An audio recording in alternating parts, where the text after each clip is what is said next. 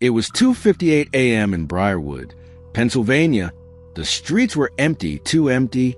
Streetlights flickered, and the fog, thick, heavy, rolled in like it was hiding something. Inside a small diner on Route 7, Clara, the only waitress on shift, was topping off the coffee pot. Her hands moved slow, eyes fixed on the wall clock. Almost 3 a.m. She froze for a second. That time always made her uneasy, not because of ghost stories, not because of bad luck, but because of him. They called him the mask maker. The police called him a phantom. And the people who saw his face never lived to tell. Across town, Officer Jimmy Rose sat in his patrol car, coffee in one hand, radio in the other. The static hummed softly. He glanced at his watch. 3 a.m. exactly. A slow smile crept across his face, the kind of smile that doesn't reach the eyes. He stepped out of his cruiser, boots crunching softly on the gravel. In his gloved hand, a folded piece of fabric. A mask, white, with a ridiculous cartoon smile painted across it. The cold air bit at his skin, his breath turning to fog. At the edge of town, a rundown house sat in silence. Inside, Harold Pierce, 72 years old, slept in his recliner, the glow of a black and white sitcom flickering across his face. Jimmy moved like a shadow, no sound, no hesitation. The front door clicked open. The smell hit him first. Old cigarettes, dust, the kind of smell that clings to walls. He stepped inside. Harold didn't move. Jimmy crouched beside him, the mask in his hand now. And in one fluid motion, he pressed it over Harold's face. The old man's eyes snapped open, hands flailing, clawing the mask. Muffled gasps, desperate wheezing. Jimmy's grip didn't loosen, not even a little. The struggle lasted seconds. Then silence.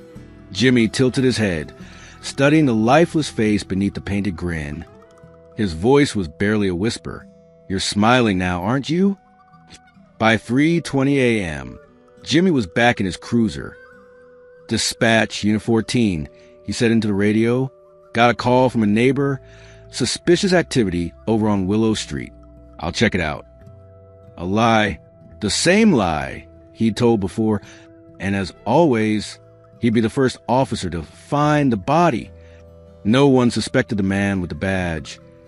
At sunrise, the town was buzzing with fear. Reporters swarmed Harold's house, cameras flashing. Detective Marlene Harker stepped under the yellow tape. Sharp eyes, no nonsense. She'd been chasing the mask maker for over a year. Jimmy stood beside her, expression calm. "Same M.O.," she muttered. "Older victim, mask over the face, no sign of forced entry. Our guy's a ghost." Jimmy's lips twitched, but he kept his voice steady. "Yeah, ghost." That night, in the darkness of his apartment, Jimmy slid a shoebox from under bed. Dozens of masks lay inside. Clowns, animals, exaggerated grins. Each one worn by someone in their final moments. He picked up the very first mask, fingers tracing the faded paint. It was from 15 years ago, the night it all began. His voice was low, almost a growl. "Tomorrow night, we had another smile. But somewhere in the fog. Last night, someone had seen him. They hadn't told the police yet. Fear had kept them silent. But if they spoke up, the man in the badge might finally be caught. Or worse, they'd be next." The morning after Harold's murder, Briarwood felt colder, even though the sun was out. People whispered in the diner, the kind of whispers that die the second you walk in. In the corner booth, a man in his late 60s sipped black coffee, his hand trembling ever so slightly. His name was Earl Dempsey. And last night, he'd seen something he wasn't supposed to see. It was 3:05 a.m. Earl couldn't sleep. His arthritis kept him awake most nights. He was looking out his bedroom window. like he always did when the pain got bad. That's when he saw it. A man in a police uniform, walking away from Harold Pierce's porch. The streetlight caught his face for just a second. Earl froze. He knew that face. It was Officer Jimmy Rowe. Back at the crime scene that morning, Jimmy scanned the crowd, his eyes sharp, searching. And there, standing at the edge of the yellow tape, was Earl Dempsey. Their eyes met for a split second. Jimmy smiled, but it wasn't a friendly smile. It was a warning. Detective Marlene noticed Jimmy's gaze. "You know him?" she asked. Jimmy shrugged. "Yeah, Earl Dempsey, retired bus driver, lives a few streets over from Harold." Her brow furrowed. Maybe he saw something. Jimmy's pulse quickened, but his face stayed calm. "I'll go talk to him later, make sure he's all right." That night, Earl sat in his recliner. The TV was on, but he wasn't watching. He kept replaying the moment in his head. The way Jimmy had looked at him. He knew if he told the police, it could save lives. But it could also cost his own. The phone rang suddenly. Earl jumped. He picked it up slowly. "Hello." The line crackled for a moment. Then a low voice whispered,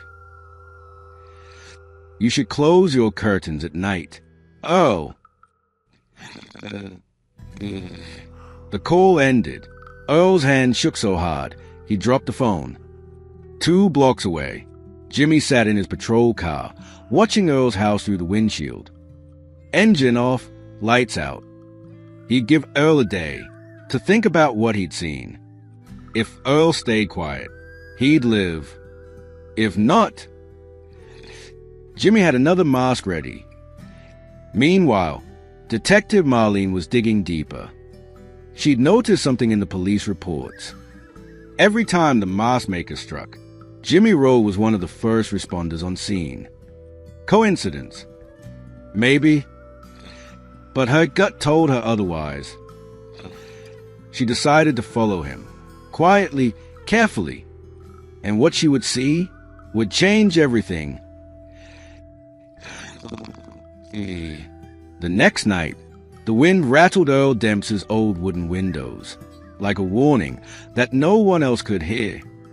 Inside, Earl had locked every door, pulled the curtains tight. But still, he couldn't shake the feeling that someone was out there. It was 2:58 a.m. Earl sat in his recliner, gripping an old revolver, the one his father left him. The street outside was silent, too silent. And then, a faint crunch of gravel. Earl's heart stopped for a moment.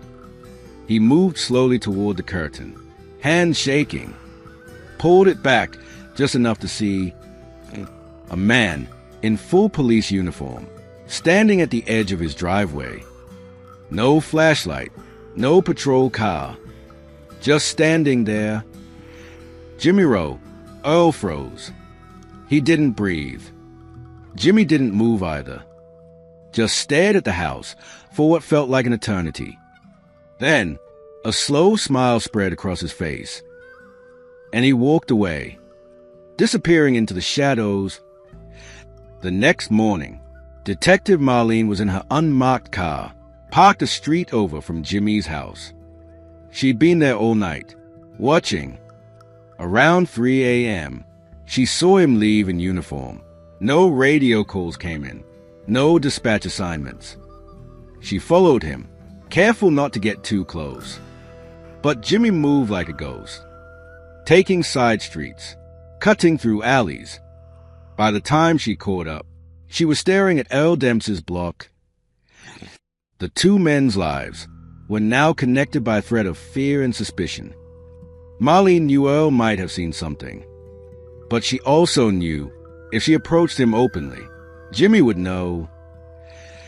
She needed a plan, and fast, because that night, Jimmy would return to Earl's house. But this time, he wouldn't just stand outside. The following evening, the town seemed quieter than usual. Like the streets themselves knew something was about to happen.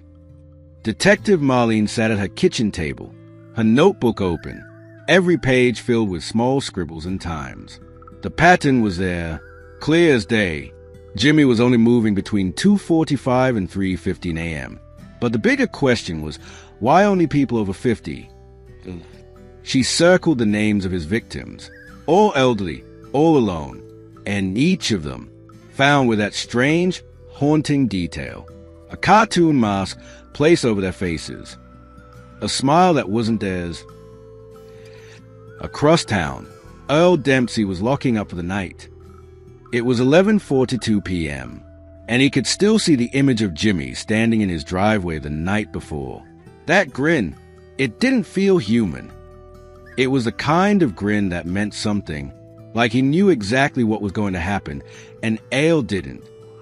The clock ticked, 12:30 a.m. Earl sat with a revolver again, hands on the armrests, eyes fixed on the front window. Outside, the wind carried dry leaves along the pavement. Each scrape, each rustle, felt louder tonight. Meanwhile, Detective Marlene was parked further down Earl Street, engine off, lights out. Her coffee was cold, but her focus was razor sharp. She checked her watch, 2:41 a.m. Her pulse quickened. At 2:58 a.m., it began. Earl heard it first, the soft, deliberate footsteps, slowly crunching the gravel outside his window. He didn't move, didn't breathe. Marlene saw it too. From her angle, Jimmy emerged from the darkness, uniform pressed, hat low, hands in his coat pockets. He didn't go to the front door. Instead, he walked around the side of the house, silent as a shadow. Inside, Earl's heart pounded in his ears. He followed the sound with his eyes, the footsteps now against the wooden siding of his home. A faint click, the side gate. Earl's mouth went dry. He stood, gun trembling in his hands. Marlene was out of her car now, moving quickly but quietly along the curb. Her instinct screamed at her to call for backup, but she knew Jimmy was smart. Too smart. If he saw or heard a patrol car, he'd vanish, and she might never get this close again. Earl crept toward the kitchen. The back door was there, and so was a noise. Another click, the sound of a lock being tested. Then, the doorknob turned slowly, metal groaning. Earl raised the gun, hands shaking violently. Suddenly, a shadow moved across the frosted glass of the back door.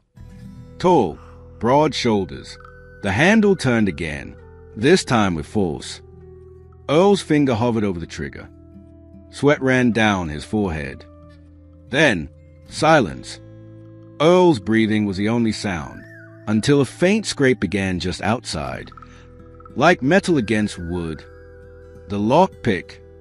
Marlene was now at the corner of the house, gun drawn, her breathing controlled.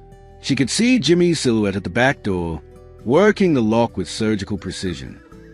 It wasn't just practice. This was ritual for him.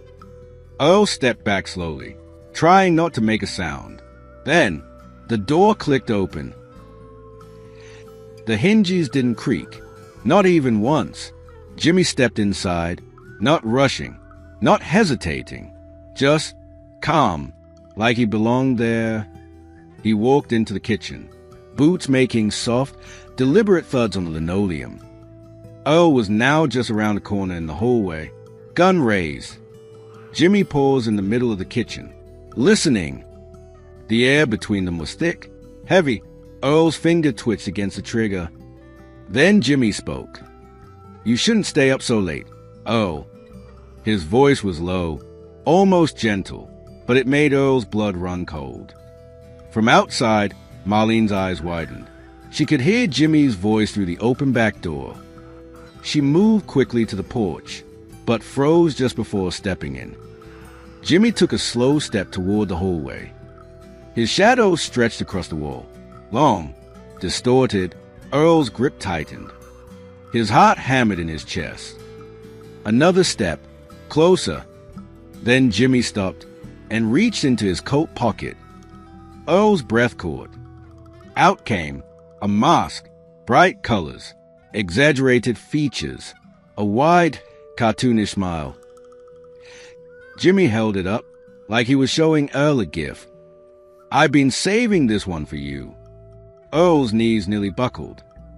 In that split second, Marlene burst in from the back door, gun raised. "Freeze, Ro. Drop it." Jimmy didn't even look surprised. He smiled instead, a different smile this time, one that said, "You're too late." He took a single step back toward the hallway, mask still in hand. Earl, panicked, fired a shot. The sound tore through the quiet house. Glass shattered, but Jimmy was gone, vanished into the darkness of the hallway. Marlene ran after him, but the hallway was empty, the front door wide open, cold air rushing in. Jimmy Rowe was already gone. Earl collapsed into the kitchen chair, shaking uncontrollably. Marlene stood in the doorway, breathing hard, her gun still raised. The mask lay on the kitchen floor, its painted eyes staring back at them, unblinking, smiling. And somewhere, out in the night, Jimmy's boots hit the pavement, steady, purposeful, heading for his next house. The night after the Earl Dempsey incident, the whole neighborhood felt different. Doors stayed locked earlier, curtains stayed drawn. Even the stray dogs seemed to bark less. Detective Marlene knew Jimmy wouldn't hide for long. No, he thrived on being seen, on moving right under their noses. 2:15 a.m. Marlene sat in her unmarked car again, hands resting on the steering wheel, eyes fixed on the dimly lit street. Her phone buzzed. It was a message from the precinct. "We've got nothing on Rowe. No fingerprints, no fibers. Even his patrol records check out." She sighed. That's exactly how he wanted it. Jimmy, meanwhile, wasn't far away. In fact, he was sitting in his own squad car, parked just outside a small diner on 48th Street, drinking coffee, chatting with a waitress like any other officer. But inside his head, the hunt was already beginning. He thought about Earl, the panic in his eyes, the way his hands trembled around the gun. Jimmy smiled to himself. That mask, lying on the kitchen floor, it was a perfect signature. But tonight wasn't about Earl. No, Jimmy had someone else in mind. Her name was Margaret Hill, 73 years old, lived alone in a white two-story at the end of Lawson Avenue. And she'd been the first person in the neighborhood to complain about strange noises to the police, months before anyone else did. Jimmy had taken that complaint himself, smiling, nodding, assuring her the department would keep an eye on things. But really, it had put her on his list. Margaret, that night, sat in her recliner, watching an old black and white film on TV, a cup of chamomile tea in her hands. Her hearing aid turned low. The wind outside rattled the branches against her roof. And for a moment, she thought she heard something else. A soft, deliberate crunch of gravel, right outside her fence. She glanced toward the window, but saw nothing. She didn't know that Jimmy was already standing in the shadows across the street, watching her silhouette through the curtains. Back in her car, Marlene adjusted her seat. She had pulled up every address of anyone over 50 in the district, cross-referencing with the nights of previous attacks. Margaret's name was there, highlighted in red ink, a perfect match for the pattern. She picked up her radio. "Dispatch, Unit 14. I'm going to run a quiet watch on Lawson Avenue. Do not roll back up unless I call it." Jimmy started moving, boots silent on the pavement, hands in his coat. He stopped briefly at a lamppost, glancing at the glowing face of his watch. 2:57 a.m., right on schedule. Margaret shifted in her chair. That feeling of being watched, it wouldn't leave her. She set the tea down and moved toward the hallway to check the locks. The front door, locked. The back door, locked. Also, she thought. From outside, Jimmy ran his fingers over the back door frame, feeling for the loose piece of wood he'd spotted weeks earlier, perfect for slipping a tool in. The lock gave way with barely a sound. Marlene had just turned onto Lawson Avenue, her headlights off, coasting silently down the street. Then she saw it, a shadow moving at the side of Margaret's house. Tall, deliberate. Her chest tightened. Margaret froze in her kitchen. The air felt heavier, colder. She reached for the phone. But then, the back door eased open, inch by inch. Jimmy stepped inside. Not a word, not a sound. The TV in the living room still played softly, but the rest of the house was silent. He moved toward the hallway, and from there, toward Margaret's bedroom. Marlene was out of the car now, gun drawn, her boots barely touching the sidewalk. She moved to the side yard, every step calculated, every sound measured. Margaret saw him, just a glimpse, his shape in the doorway. Her lips trembled. Please, no. Jimmy tilted his head, like he was studying her, like she was just another piece in his collection. And then, from behind Jimmy, a voice cut through the tension. Police! Drop it! Row! Jimmy froze, slowly turned his head. Marlene stood in the hallway, her gun steady, her eyes locked on his. But Jimmy didn't look scared. He looked amused. You really think you're the first to point a gun at me, detective? His voice was calm, controlled. He took a single step toward Margaret's bed, and Marlene took a single step forward, finger tightening on the trigger. Margaret whimpered, her hands clutching the blanket. Jimmy's eyes shifted, calculating, and then he dropped the mask he'd been holding. It landed on the floor with a dull thud. Marlene's eyes flicked to it, and in that fraction of a second, Jimmy moved. The moment Jimmy lunged, Marlene's instincts kicked in. Her finger pressed the trigger, but Jimmy was already ducking to the side. The shot ripped into the wall behind him. Margaret screamed, a raw, terrified sound. Jimmy's hand shot out, grabbing a heavy glass lamp from the bedside table. He swung it wide, and it shattered against Marlene's forearm. Pain flayed, but she held her grip on the gun. Jimmy stepped back, breathing steady. Eyes sharp. You don't get it, detective. They're already forgotten by the world. I'm just finishing the job. His voice was almost sadistic. Marlene steadied herself, gun aimed at his chest. Put your hands where I can see them. Row? Oh, I swear. But before she could finish, Jimmy kicked the nightstand toward her. The edge caught her knee. She stumbled. He used that split second, diving toward the window. Glass exploded as he crashed through, landing hard in Margaret's backyard. Marlene sprinted after him, her boots crunching over broken glass. She vaulted out the window, landing in the wet grass. But Jimmy was already moving, slipping between the trees at the back of the yard. Margaret's faint cries echoed behind them. Help, please, help. Marlene's heart pounded, but her eyes stayed locked on the fleeing shadow ahead. 3:06 a.m. The street was dead silent. No cars, no lights. Jimmy darted into an alley and vanished into the dark like smoke.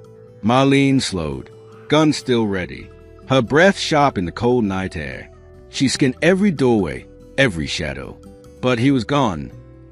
Then, a sound, a faint metallic clink, like something being dropped deliberately. She turned toward it, and there, at the mouth of the alley, a mask, the same cartoon-faced mask Jimmy had used for years, lying in the middle of the pavement.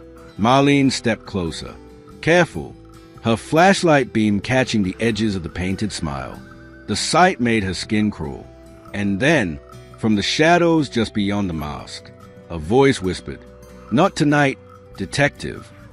Her eyes snapped up, but there was nothing there, only darkness. Back at Margaret's house, backup had arrived. Paramedics rushed the old woman to safety. Officers swarmed the area, but every search came back the same. No footprints, No witnesses. No row. Later, back at the precinct, Marlene sat alone at her desk, her hands trembling slightly. She opened the case file again. Dozens of faces stared back at her, all victims over 50, all found with that same grotesque mask nearby. But something else caught her eye. In the corner of one photo, barely visible, a shadow, tall, with a distinct tilt of the head, exactly like the way Jimmy had looked at her tonight. She leaned back in her chair, closing her eyes for just a moment, but all she could see was that smile. Somewhere out there, Jimmy was watching, and she knew he wasn't done yet, not even close. 2 days later, rain pounded against the city streets, the kind of cold, relentless rain that seemed to wash color from the world. Marlene sat at her desk, her eyes fixed on the crime board in front of her. Strings and photos, notes and dates. A web of death stretching back almost 5 years. She hadn't slept. Not really. Every time she closed her eyes, that painted smile came back. That soft, mocking whisper. Her phone buzzed. Front desk. Detective Ross, you got a delivery down here. No sender info. Her stomach tightened. She took the elevator down. And there, on the reception counter, sat a small brown cardboard box. No markings. No postage. Just her name written in thick black ink. She picked it up. It was lighter than she expected. Inside the precinct, cameras watched every corner. But even then, something in her gut screamed, "Don't open it here." She took it to the evidence room. Gloves on, a slow, careful slice with her pocket knife. The flaps opened. Inside, a single object, a photograph, old, creased, and in black and white.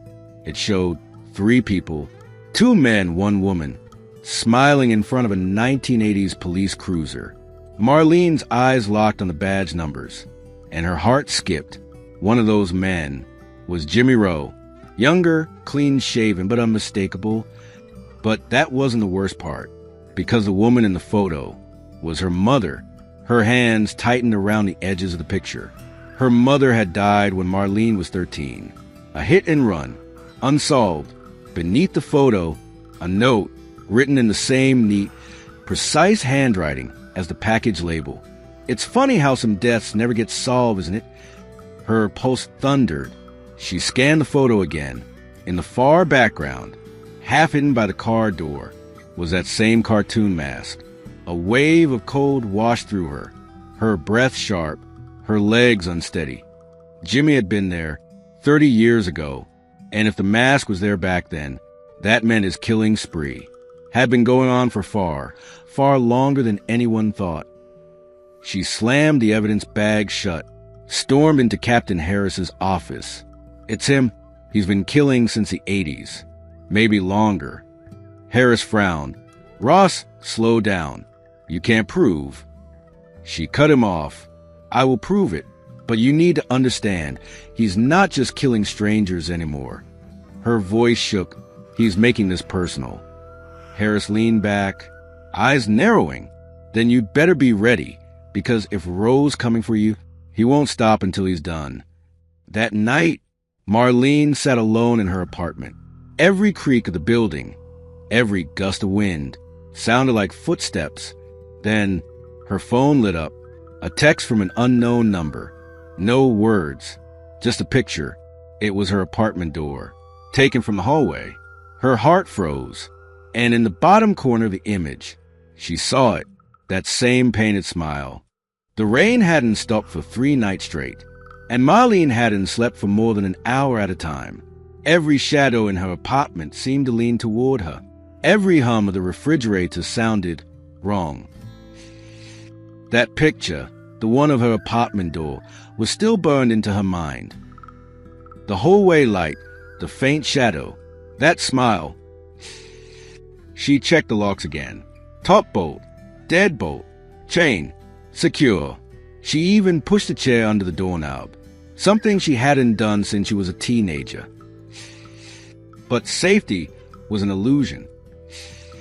11:47 p.m. She sat on her couch, the TV on mute, a steaming mug of coffee in her hands. She didn't drink coffee this late, but tonight wasn't about sleep. Tonight, she was waiting. Her phone lay face up beside her, screen dark, silent. Her eyes kept flicking to it, like she could will it to light up. 11:53 p.m. A floorboard creaked. Not the upstairs neighbor. This was closer, in her apartment. Her breath caught. She turned her head slowly toward the kitchen. Nothing, just a faint outline of cabinets, and the dull gleam of the sink. 11:56 p.m. The coffee was cold now, but she didn't notice. Her focus was on the silence, that too perfect silence, the kind that swallows the sound of your own heartbeat. 12:01 a.m. Her phone lit up. No number, just a message. Do you know what time it is? Her pulse hammered in her ears. She typed back before she could think. Who is this? The reply came instantly. It's almost 3. Her throat tightened. She knew what happened at 3. That was his time. Jimmy Rowe didn't kill in daylight. He didn't kill at midnight. Always 3 a.m. She set the coffee down, her hands trembling so hard the cup clinked against the table. Her mind raced. If it was Jimmy, how did he get her number? Was he outside? Oh. Another message. Look behind you. Her stomach turned to ice, every muscle locked, her breath shallow. She did not want to look. But she did. The kitchen was darker now. Had the light been on earlier? She couldn't remember. Then, a faint sound, like the slow, careful turn of a doorknob. Her bedroom door. Marlene moved quietly to her side table, sliding open the drawer, fingers closing around the cold grip of her service weapon.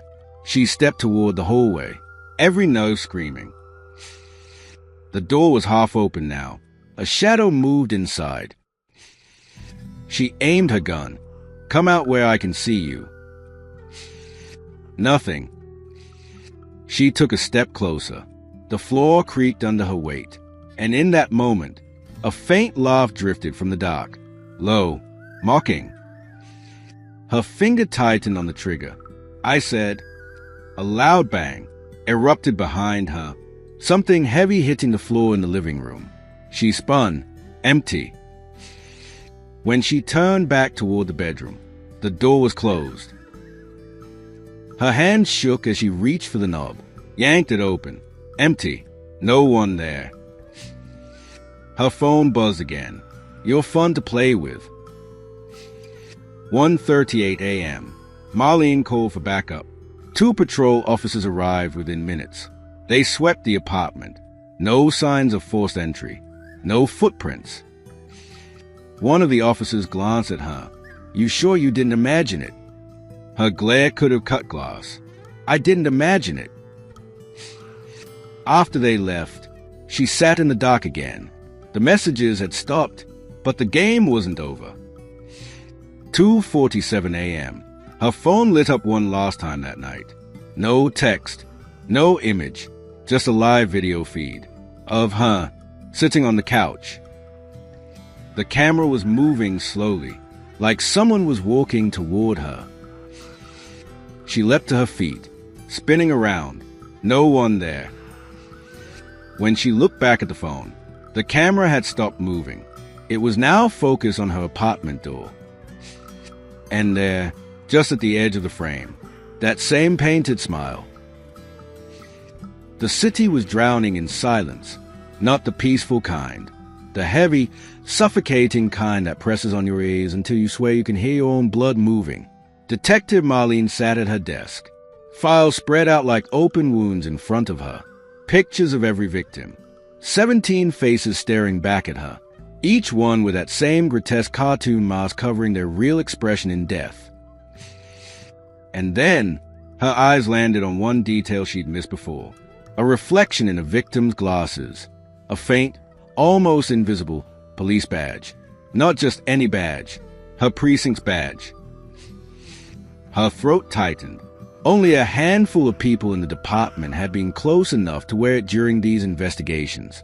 And one name, one face, kept burning in her mind like a neon sign she tried to ignore. Jimmy. Jimmy Harrow, her partner, the man she trusted for years, the man who had been first on scene for almost every case. Her phone buzzed. Unknown number. She answered without thinking. "It's almost 3, Marlene." The voice was low, calm, like he was discussing the weather. "You should be home. Wouldn't want to miss it." The call ended. No click, just dead silence. 2:50 a.m. She left the station. Rain, slick streets, streetlights throwing long, broken shadows. Every step she took towards her apartment, she knew she was walking into the mouth of something that wouldn't let her back out. Her apartment door looked the same, too much the same. She slid the deadbolt, checked the windows, then saw it, a single cartoon mask, lying in the middle of her living room floor. Her breath froze in her lungs. She didn't touch it. The mask wasn't just there. It was pointing toward her bedroom. Gun in hand, she stepped inside.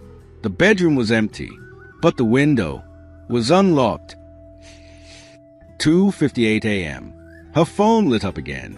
One text. "Time's up." She didn't hear the door open. She heard the lock turn. Slow, deliberate, metal scraping metal. Her body tensed. She aimed at the doorway. The door creaked, and there he was. Black coat, gloves, that cartoon grin staring back at her. Jimmy. 17 people. "Jimmy," she said, voice shaking. "All over 50. Why?" He stepped inside, closing the door behind him without breaking eye contact. "They were already gone," he said softly. "Their bodies were alive, but everything else shut down. I just made it cleaner." "And the masks?" she asked. Jimmy tilted his head, the way predators study prey before striking. "Because death is ugly. I like it better when it smiles." She gripped her gun tighter. "You killed them and then investigated your own crimes. You made us chase ghosts." Jimmy chuckled, a sound that crawled under her skin. "You were never chasing me, Marlene. I let you follow the trail. I wanted to see how close you'd get before you broke." She stepped back. Her heel hit the edge of the coffee table. "Why me?" Jimmy took one slow step forward. "Because you're the only one who still cares. The others, they file paperwork. You feel it. That makes you interesting." 3 a.m. The second hand on her wall clock ticked once, and Jimmy lunged. Gunfire ripped through the silence.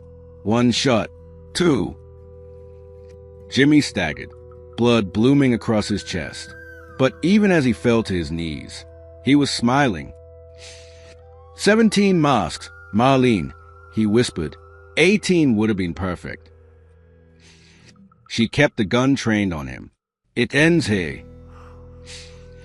Jimmy's eyes didn't close.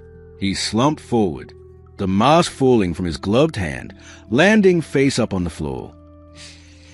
Rain started again outside, soft at first, then harder. Marlene stood there for what felt like hours, until backup finally arrived.